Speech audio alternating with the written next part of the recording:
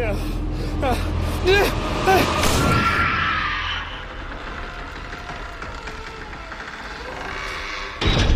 Welcome to the My Haunt Life podcast. Hello and welcome to the My Haunt Life podcast. I'm Mike. And I'm Russell. And we are sunburned and tired and all sorts of other things. Dealing with a little heat stroke, perhaps. And why is that, Russell? So, because we didn't hydrate correctly. No.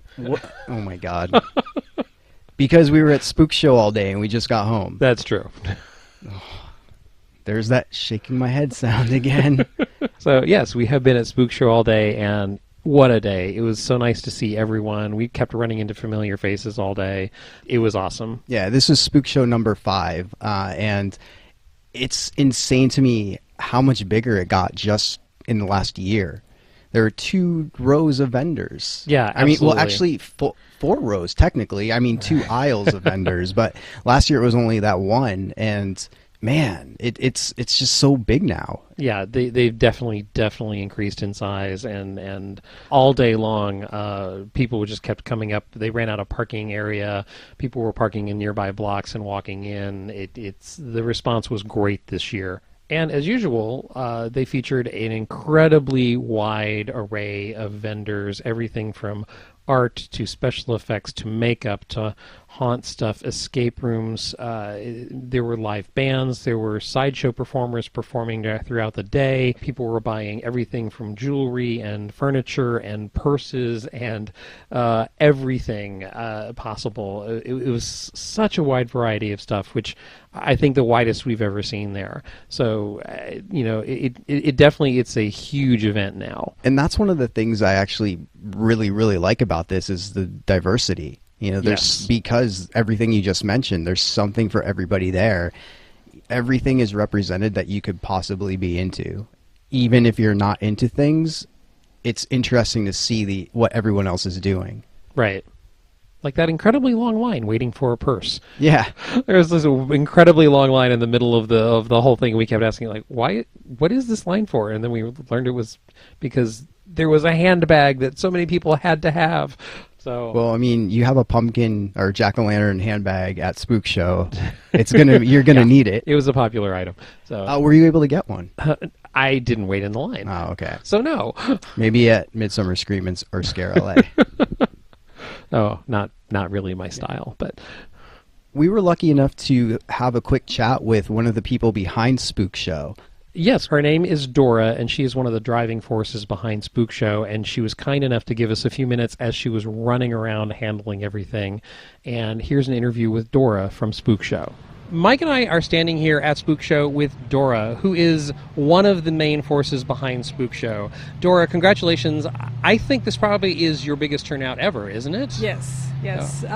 This event has grown because of word of mouth, a lot of that. And yeah, so far it seems like it's been the biggest turnout thus far. Congratulations on that. Thank you. So how long have you been with Spook Show? Since the beginning, since the conception. Excellent. It started as a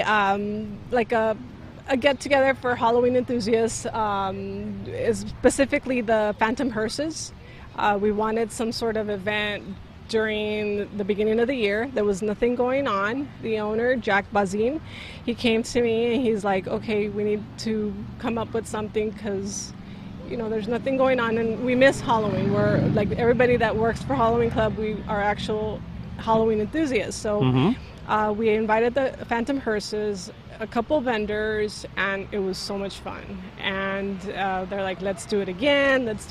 So okay, so the next year we grew it, and every single year we've brought on more and more vendors. And again, a lot of the growth and success for the Spook Show has been because of word of mouth. Well, Mike and I have been coming here for years. It's an event that we look forward to for exactly what you just listed, the fact that it's sort of what some people would call off-season for most of the haunt stuff. And it's now become, and I think what you hit on something key is word of mouth. Mm-hmm. It's become a highlight for the community. Right. And we are walking around today seeing so many familiar faces, people we haven't seen since haunt season. So, and one thing I want to compliment you on and ask you about, you seem to strive for a variety of vendors. Yes. So how many vendors do you have? Over 130. I think we're at 133 today. Wow. I think maybe 1 or 2 cancellations, but over 130. That's excellent. And it covers a wide variety for people who aren't able to make Spook Show this year. It covers everything from jewelry to furniture to masks to makeup to haunts to escape rooms to musicians to individual artists selling their wares. There's a little bit of everything here. So going forward for Spook Show, how do you see it growing? How do you see it developing? What have you got in mind for the future? For the future, I definitely, if anybody has seen how our facility looks, right now it's just pavement, all of the, definitely extending to the end of the facility where the grass is. We're using it as parking for this year, but I'd like to extend it completely so that we bring on even more vendors, because we have a lot of vendors, unfortunately, that we do turn down, and it is because I want to provide a large variety so that we have a little bit of everything, and it's not just like, oh, this is a girl event, this is a guy event, it's a little bit for everybody. Oh, absolutely. And one thing last year, I think I saw more families last year. Haven't seen a lot of kids here today, as literally 2 costumed children walk by. So, but you're right, it does have a lot of territory. You cover a lot of different subject matter, a lot of different types of vendors. So for people who are familiar with Halloween Club in La Mirada, you're talking about the paved parking lot is completely full this year. Yes.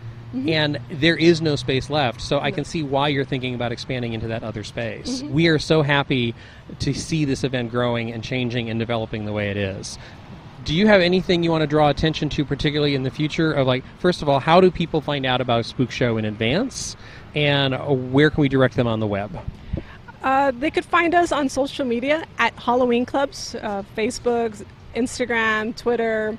But the more secure way of finding out would be the newsletter, signing up to our newsletter, and I'll send an invitation in that form.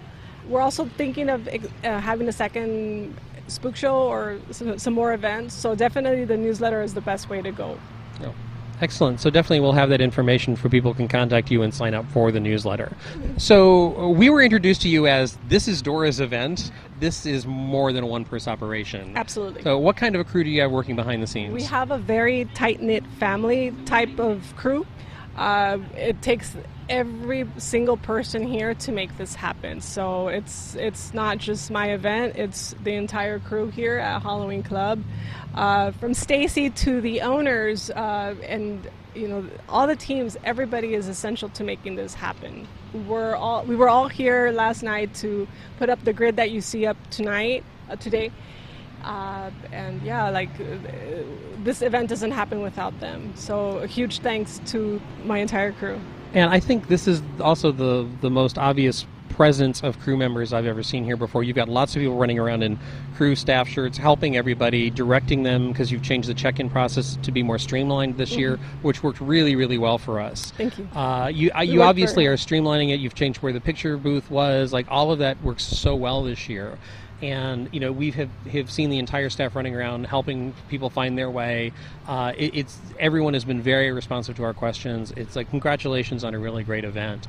Now, if people want to reach you, how would they find you?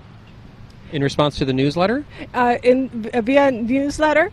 Actually, after this event, I am planning to send a newsletter blast for everybody that attended so that they could find their pictures, but also so that they could provide their feedback. That's very big for this event, actually. That's I think one of the reasons that it's grown, because I've actually listened to what people say.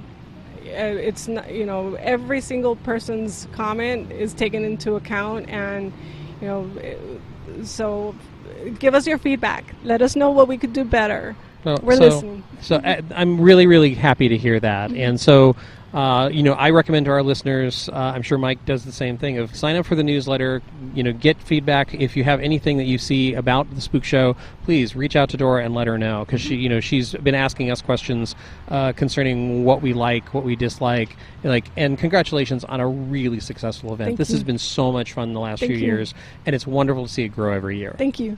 Hopefully you come back and I think you'll see us again. You're happier with the results for next year. Thank you so much. So thank you again, Dora, for your time. What you have planned for next year sounds incredible. We are so super, super excited about it. Mike, you and I talk about the community. This is another thing along with, Midsummer Scream and ScareLA. This is a different time of the year. This is another asset to the community. Oh, it definitely is. And I think that was proven by how many people we recognized, and we just kept running into familiar faces, and we were able to catch up with some people. I ran into a couple of people I haven't seen in months. And it was awesome, and just and so many. We were running around being so busy that there were a couple of times when we just had to wave and wait, I'll try to catch up with you later, and it never happened. Sorry, but yeah, this has become a huge asset, I think, to the haunt community, to the horror community, and so much more in Southern California. Definitely, this is a destination. You know, this isn't something that's just if this is going on, maybe I'll stop by. This is you plan for it. You plan to spend your day there, check out bands, you check out everyone, and you meet friends, you do escape rooms, and I think the key clue to this was when we drove up and they had already run out of parking long before they even opened. Oh yeah, well, Dawson was saying people were lined up since 10 a.m. Right, which is 2 hours before the official start time. Yeah. Kudos to them. Congratulations on the success. And Mike, we also were able to talk to a few other people. Right. We mentioned the conventions such as Midsummer Scream and ScareLA. And first up, we have an interview with David from Midsummer Scream telling us a little bit about what's coming this year. This is Russell and Mike, and we are lucky enough to grab a few minutes with David Markland, who is the executive director of Midsummer Scream Halloween Festival.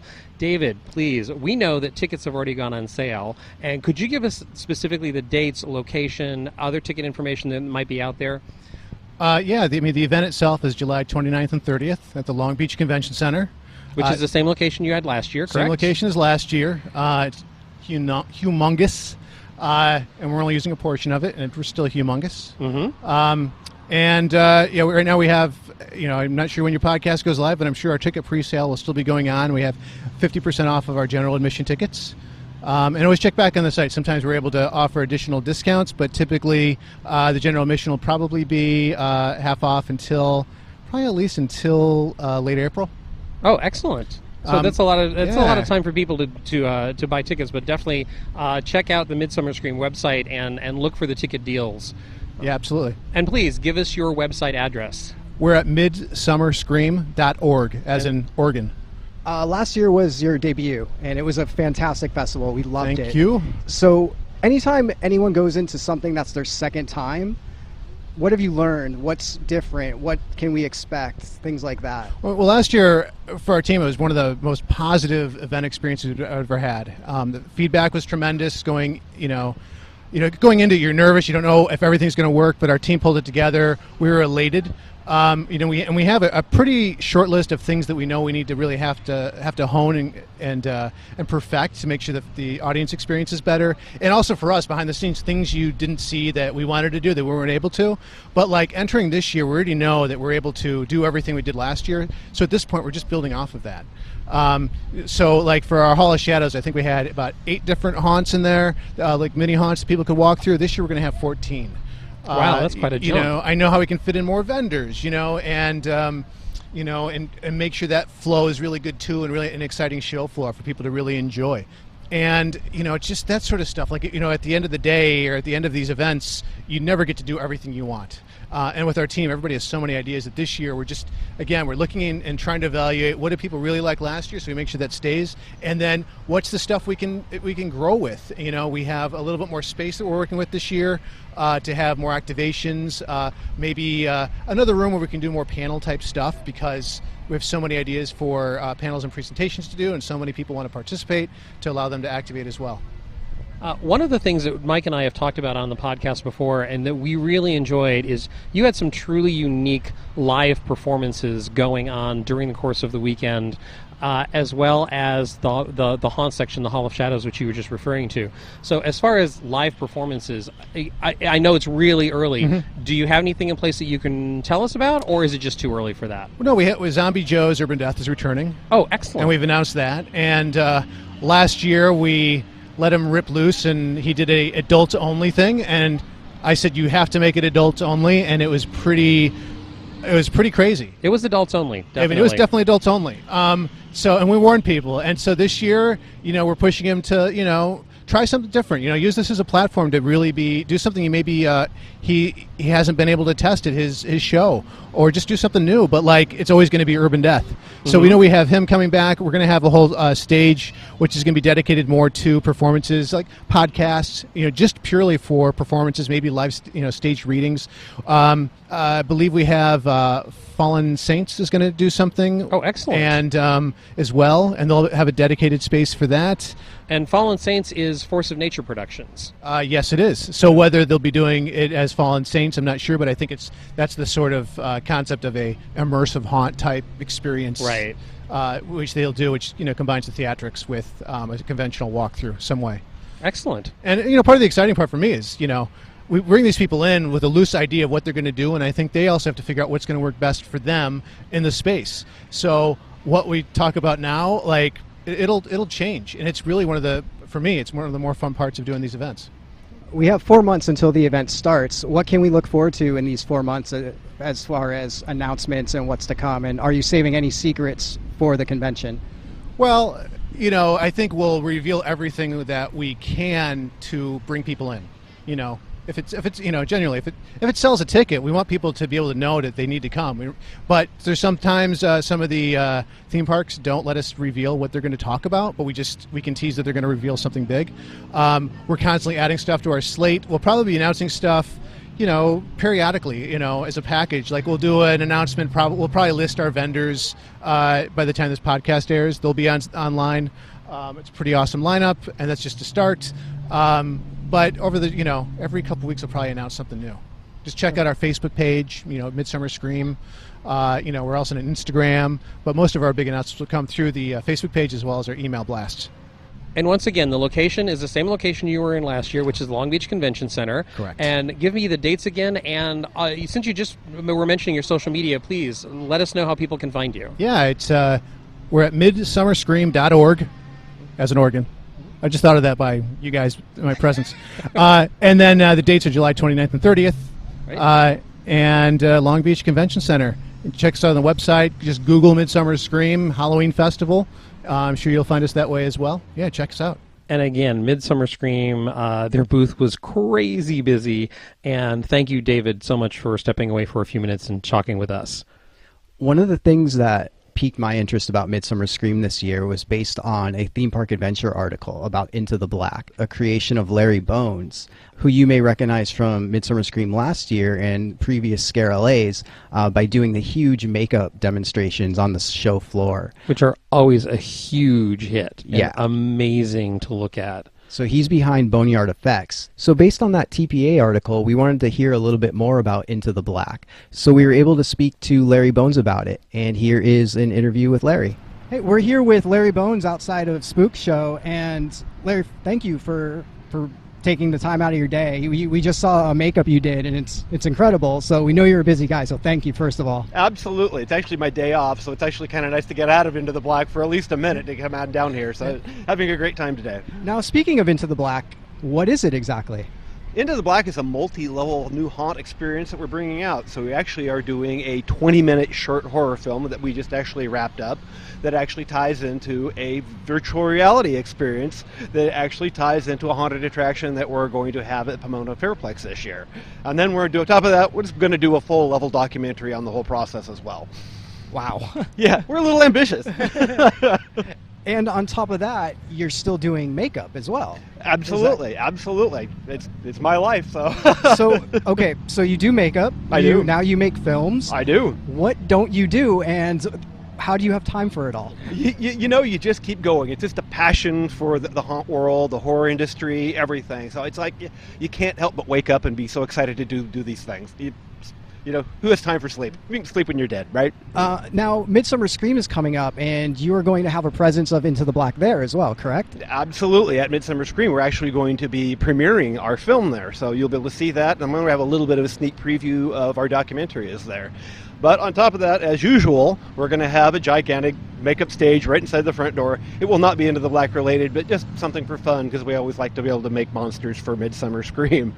And then we're also talking about doing a photo op for them, and then our Effects Faces booth as well there. So we're all over Midsummer Scream as usual. That's awesome. So Into the Black, there's a VR component. There is. And now, how did you fall in love with VR? Because we are recent PSVR owners, and the horror games, it's like going through haunted houses whenever you want inside of your own home. It's incredible. So how did you first get exposed to that, and what made you want to do a haunt with that aspect in it? Well, it actually, when I first started it, it was going to be just the movie and the haunt. I talked with Dave Love, who does Hollow Productions, and he brought it to me and said, well, what would you think about adding a VR element? It's like thinking, why not? That just add one more layer to this project that we're doing, and we worked it out so that all the stories tie in together. So like the VR element will actually take you back in time to 1866, so you're actually going to see what happened in the Black House back in time. Whereas where the film is modern day, where you have a group of paranormal researchers who are trying to find this legendary Black House. So you're going to go through their experience of actually locating the Black House and getting into it. At the haunt, you're now following right in their footsteps, going through the same sets, through the same experiences that the people in the film are going to be. So if someone dies in the film, you're probably most likely going to find their body in the haunt somewhere. So it just leads right off from the film right into the haunt. That's incredible. And super ambitious. Yes, it is. It is. But it's something that I don't think has ever been touched before. And then the element that the fact you walk through this haunt alone. You don't go through in a conga line. You go through alone, one at a time. Nobody, no friends to keep you from laughing out the horror, because that's where true horror comes, is when you are by yourself. As haunt nerds, thank you so much. Absolutely, absolutely. So on top of all this, you also own and run Boneyard Effects. I do, absolutely. So for people listening that have an interest in special effects makeup and prosthetics and all of that fun stuff that is not digital, what kind of advice would you give them if they want to expand their knowledge in that area? You know, actually I have a lot of people that work for me that actually have gained a great deal of knowledge through YouTube videos. I have people that have never gone for formal training but have just dedicated themselves to working on YouTube videos, and they become amazing artists.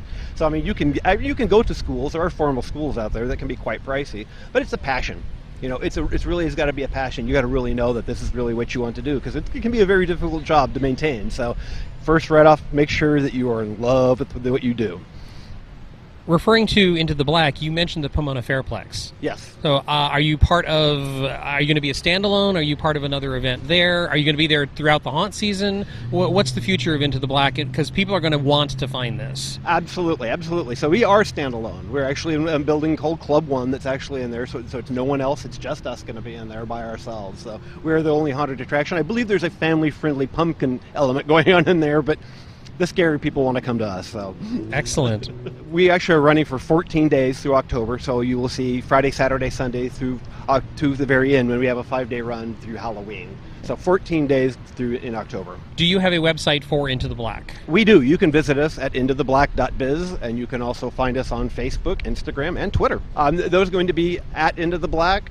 We have Into the Black 2017 for the other two. And if people want to learn more about Boneyard Effects, where would they find more information about you and your company? You can visit our website at boneyardeffects.com. So again, thank you so much. And just from this conversation, this is going to be on so many people's lists to check out. Like, this sounds incredible. I sure hope so. We hope bring something new to this haunt world. So again, Larry, thank you so much for speaking with us. We know you were busy. You were doing makeup demos and all sorts of running around. So thank you again. And I mean, Russell, just based on this is going to be on so many people's lists to hit up. I am so intrigued by this. His description is so cool sounding. I definitely want to know more. And you haven't played Resident Evil 7 yet, right? No, I have not. Okay. This is coming not soon. I'm not going to spoil it for you or anyone that's listening, but what he's describing makes me think of the videotapes. And that's all I'll say. For people that have played it, you know what I'm talking about. Okay. But yeah, it sounds like that, which is going to be awesome. And somebody else that we spoke to, Mike, we were able to grab a few minutes with Emily from ScareLA. ScareLA's booth also was very busy during the day at Spook Show, and the fact that she was able to step away was so kind of her. We've stepped away from Spook Show to talk to one more person, Emily Rua from ScareLA. I am the vendor manager and the screening room curator. Please give us information on ScareLA. I believe, if I'm understanding and remembering this correctly, tickets have not gone on sale yet. No, they'll be going on sale in April, although we are doing tickets right here at Spook Show for 60% off. So it's a really good deal. If you're out here, I hope people come out and get them. Oh, yeah, we've seen people buying already this morning. Yes, we've had long lines all day. That's excellent. Congratulations on that. So they'll be released through your website in April, you say? Yes, they will. And this year we are at the Los Angeles Convention Center, so we outgrew our old venue, and we are at someplace new right in the heart of downtown. I was going to ask you about that. Congratulations, because ScareLA has been growing every year. Yes, last year we had over 12,000 attendees, and this year we are predicted to have over 15,000 attendees. Oh, that's awesome. Yes, we're one of the fastest growing fan conventions in the country. For our first couple years, we actually grew faster than Comic-Con did in their first few years as well. Well, I think ScareLA came at a time when you filled a niche. You just fell into a place where the community needed something to bring it together. And there are so many things about my first ScareLA that so many people I've met, so many people that even if I had been aware of them online, I didn't meet them in person until I went to ScareLA, and we ended up meeting in person at ScareLA. Actually, Mike and I met for the very first time at ScareLA. Oh, that's wonderful to hear. And that's really what we're about. We love the community. I think that Halloween is a holiday that you don't celebrate alone. It's filled with love and joy. Exactly, and that's what we want to promote, and we want to bring people together, and we want different groups to get together and combine and collaborate in ways that they never even knew possible. All right. What can we look for at ScareLA this year? Well, more of everything that we've had in the past and some new things. Our exhibitor floor is growing. Last year we had about 200 exhibitors. This year we're hoping to have about 250. We're going to have bigger and better mini haunts. We're going to have our main stage programming. A lot of things are going to be announced very soon, so there's a lot that I have to still keep quiet, unfortunately. I understand. You mentioned earlier that you're one of the fastest growing fan conventions, and I want to see what you think as to why, and then I'll tell you why I think that. Why? Ooh, that is a hard one. I think because Halloween is a lot more than a holiday. It's a lifestyle for a lot of people. And what we offer, it's not just selling things, it's not just panels, it's all these different things that come together. And that community, that feeling that you belong there, that's something that they didn't have in Southern California until we came along. And every year we've tried to get bigger and better and reach out to other underserved communities. See, and the way I see it as a fan coming to this and seeing it year after year, first of all, I want to thank you, and also want to say I hate you guys because now Russell and I are friends because of you. But Hey! just kidding. But you're thinking outside the box. So the first couple of years of ScareLA, it was what you would expect. It was kind of like what Spook Show is right now. But then the next year, it's like you actually have haunted houses. The next year, you actually have different things, like, you have escape rooms coming now, and you have horror movies, and there's a bigger presence of those things. And then also last year was Todd Robbins. I would say, to piggyback off of that, we want to enable creators. We don't just want people to consume this media or just buy things. We want to empower them to be able to make their own films, make their own haunts, and really give back to this community and become a producing member of the community. To wrap up, Mike and I are looking forward to ScareLA and what you have, all that secret stuff that you can't reveal to us right now. So we are looking forward to it. Please, how do people find out more information when tickets go on sale? Please give us your website and your other social media contacts. Yes, go to ScareLA.com, and all of our information's there. And all the links can be found there, I'm sure. Yes, all of our website links, or all of our social media links can be found. And the dates of the convention this year? August 5th and 6th. And that is at the Los Angeles Convention Center downtown. Yes. Good luck with the new venue. It's a huge play space for you. Thank you very much. I can't wait to see you there. And again, Emily, thank you so much for stepping away from the booth and giving us that time. Definitely looking forward to both of the conventions this year. Really excited to see what each of them contain, and really, really intrigued by the fact that they have a venue change. So they're going to have more space to play with. It's going to be interesting to see what they do with that. Oh, definitely. And especially being downtown, there's so much opportunity to do other things. That's true. You know, a lot of conventions that do things at the convention center also do things around the city as well. So it'll be interesting to see if they utilize downtown LA. Yeah, true. Very, very true. So something that's come up on our radar in the last few days actually is called the Fools Fest, and that's happening on March 24th. And down in Santa Ana in Orange County. And they had a booth there. So we went to the booth to learn a little bit more about what this was. We were speaking with the creator, Sarah, and had a little chat with her about what people can expect and what's going to happen and dress code. So it makes sense once you hear it. Yeah, and absolutely. You'll understand. So here is a chat with Sarah. Something new on our radar is the Fools Festival, which is an upcoming event on March 24th. Here at Spook Show, we are lucky enough to be talking with Sarah. Sarah, please introduce yourself to our listeners. My name is Sarah Navarrete, and I am the executive producer of Fools Festival. Please, tell us more about the Fools Festival, because you're just getting on people's radars. You're just starting to put out the presence, what the event is. Describe the event for us. Yeah, this is our first year, and we're going to be at the Yost Theater. It's a historic venue, so it's pretty cool in itself. It was built in 1912. And on our main stage, we're going to have burlesque performers, freak show performers, aerialists, a few tricks up our sleeve by our host, Mateo. And then upstairs, we have a skybox dance party with 8 DJs rotating, and gypsy quarters where there's going to be 4 psychics. We have a little vendor's marketplace, and there's 3 bars throughout the venue. And again, we have the Parade of Fools happening at midnight, and there's sure to be some tricks and treats with that as well. So this sounds like a really long event, because your start time is listed as 8 p.m. Yeah, so the doors open at 8 p.m., and then at midnight, we're doing our Parade of Fools. We're going to crown the King of Fools, and it goes till 2 a.m. So it's kind of a nightlife event. It's kind of, a twisted club, spooky atmosphere, what have you. There's places for people to hang out, people to shop.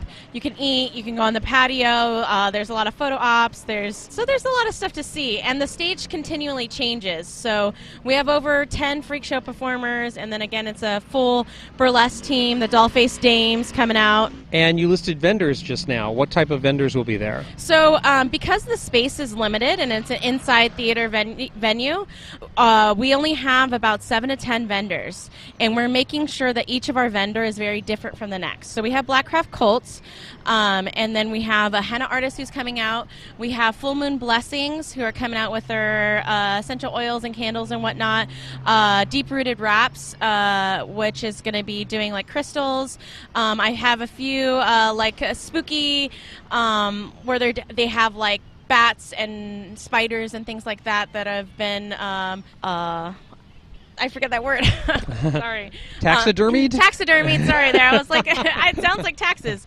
Yeah. Stuffed and mounted. Yes. And there's going to be some cool, magnets. And a few vendors that are here at Spook Show are reaching out about coming out to Fools Festival. Again, since we're just getting the buzz out about us, people are unsure. But something that I'm working for in the vendors is to make sure that each one is very different. Mm-hmm. So that way we can have a variety for our guests.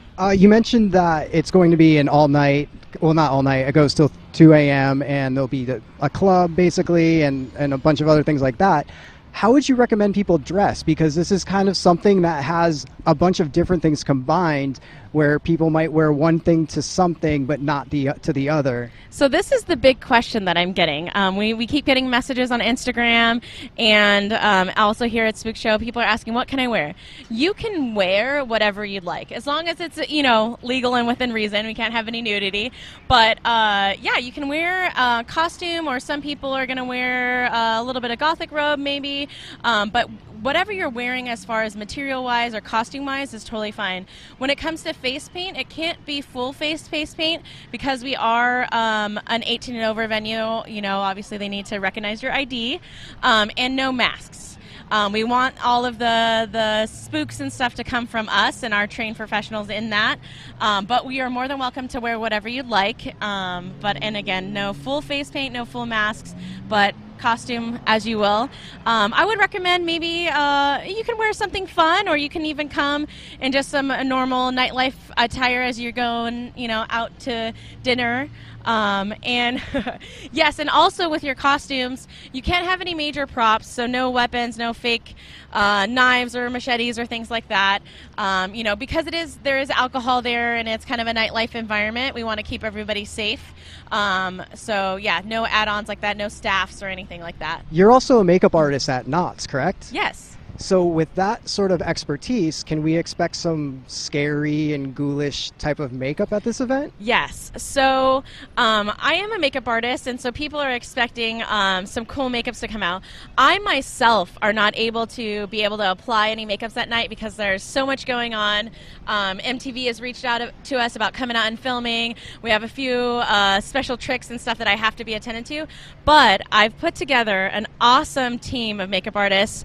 Our makeup designer is Sammy Cias, and she's also a veteran makeup artist at Knott's, and she has her own shop and stuff. And so we've put in her, a girl named Mackenzie Cook, Brittany Moody, Sarah Rodriguez. So they're all very phenomenal airbrush artists, monster makers. And so even we're going to have some atmosphere talent that are going to be out there to be amongst the people, but also we have some volunteers in place to just help people guide and answer questions. And even our volunteers will have a little bit of spookiness on them as well. Now, how did this idea come up?